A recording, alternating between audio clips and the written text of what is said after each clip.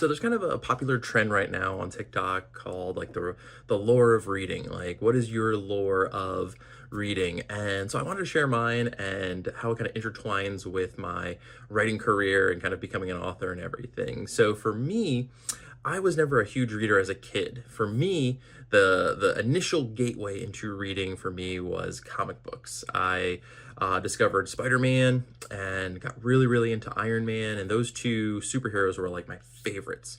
So without those two, I don't know, what my writing and reading journey would look like. So I started reading Spider-Man, I started reading Iron Man. I was obsessed with Spider-Man, and he had the coolest villains, and I loved his storylines of, fighting good, but like trying to keep his family safe and everything, and how that all intertwined. And I loved the armors of Iron Man. I thought he had some really cool experiences and just kind of how like broken he was as a person. It really was cool to me. Um, and so those were the two things that really got me into reading. But as far as longer books and chapter books, for me, it took a while to kind of get into that. So kind of fast forward to high school, I guess you could say I kind of lost that love of reading because we focused so heavily in my high school on the classics. Like we read a ton of Dickens, we read a lot of Shakespeare, and some of them I really enjoyed, like Romeo and Juliet, Taming of the Shrew.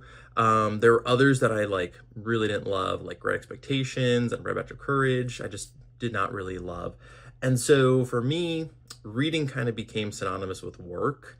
And then that kind of dovetailed into college. For college, so much of my reading was around my schoolwork and finishing up, like these long books and then having to write papers on them and everything and doing a thesis paper and doing all this other stuff for grad school. So for me, for a long time, reading became synonymous with work.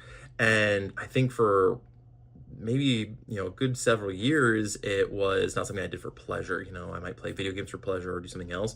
And reading kind of like I said, just became synonymous with work. It was just not something I did for fun for many years. Now, around 2010, I finished grad school. Actually, I guess I didn't finish grad school. I started grad school in 2010. And around that time, I got into a book called I'm Number Four. If you're not familiar with the Lorien Legacy series, it's about these aliens that have kind of like superpowers, but there's also like this alien sci-fi side of these like other aliens that are trying to destroy them and everything. But that kind of was like really interesting to me. So I read the first one, I got really into it, read the second, read the third, move on through all of that. And that was a book series that I really got into. I don't know, if it was the I guess it was just the superhero side of it, the fact that they had superpowers and everything that really I liked.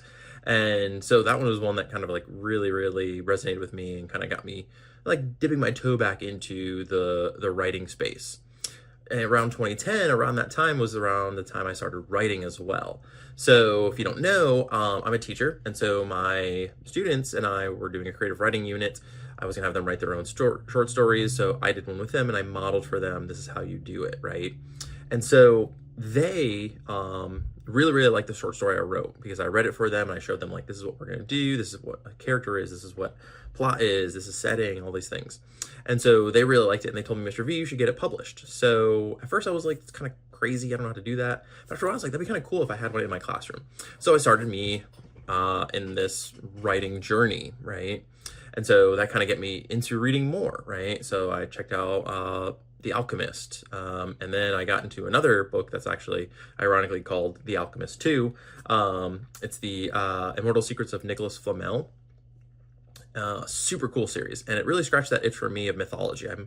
Even back in the day as a kid, I loved Greek mythology and all this other stuff. So that was such a series that was rooted in mythology that I loved it. I just ate it up. And so those two series really kind of like got me into my reading journey again after college. And so I dived into, some other longer series. Like I eventually got into Wheel of Time, which probably wasn't a great book to start off when I was like kind of new to reading again, I guess you could say.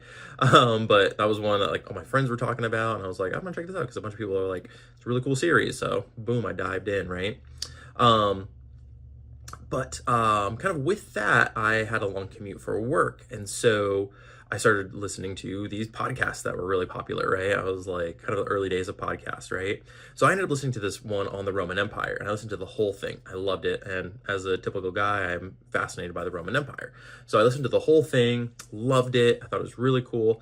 But that was kind of what got me into audiobooks. I, got to Audible, I checked out Libby, I checked out other audio book apps.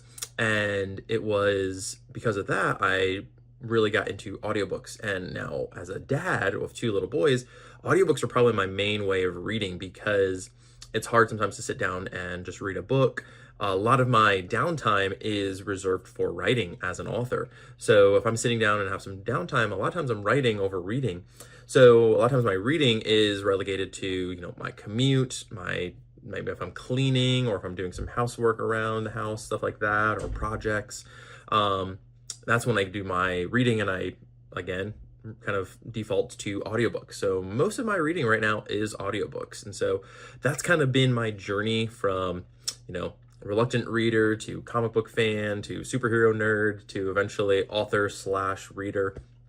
And now here we are 15 years later, and I've published my 11th book and starting a new series and all this stuff. So that's kind of my lore of. But I'd love to hear about your first book. What was that gateway book for you that kind of got you into the reading space? I'd love to hear about yours. So drop them in the comment below and let me know what that book was for you.